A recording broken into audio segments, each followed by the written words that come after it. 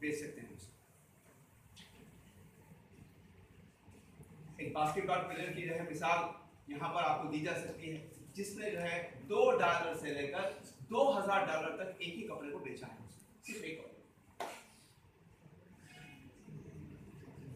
तो उसके वालिद ने उसको समझाया कि बेटे तुमने $2 से $2000 तक इस सेम कपड़े को बेचा है, वो जो क्वालिटीज हैं आप अपने अंदर पैदा कीजिए, आपकी मार्केटिंग भी ऐसे ही होगी, आपका डिमांड भी ऐसे ही होगा, तो एक कामयाब बास्केटबॉल प्लेयर बना, इंटरनेशनल लेवल पर जो है बहुत ही फेमस।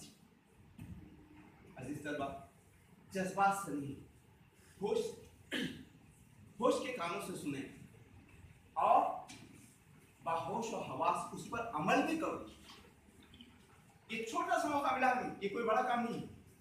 मॉक असेंबली में हिस्सा ले लिया आपने, आप जो क्विज में हिस्सा ले लिया, तहरीरी मुकाबले में आ गया, तहरीरी मुकाबले में आ गए, ये छोटे छोटे मुकाबले हैं जहां थोड़ी जो है थोड़े से मजमूए को आप पीछे करके आगे बढ़ जाते हैं।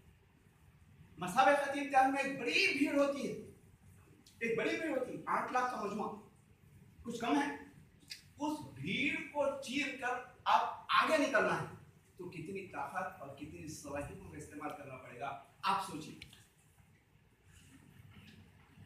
इसके लिए मुसलसल मेहनत की जरूरत होती है, मुसलसल मेहनत की जरूरत होती है, 8-8 घंटे पढ़ने की जरूरत होती है। लेकिन आप अपना जायजा ले लीजिए, सिविल सर्विसेज को तैयार होने वाला तालिब इल्म 10-12 घंटे लगाता है साहब,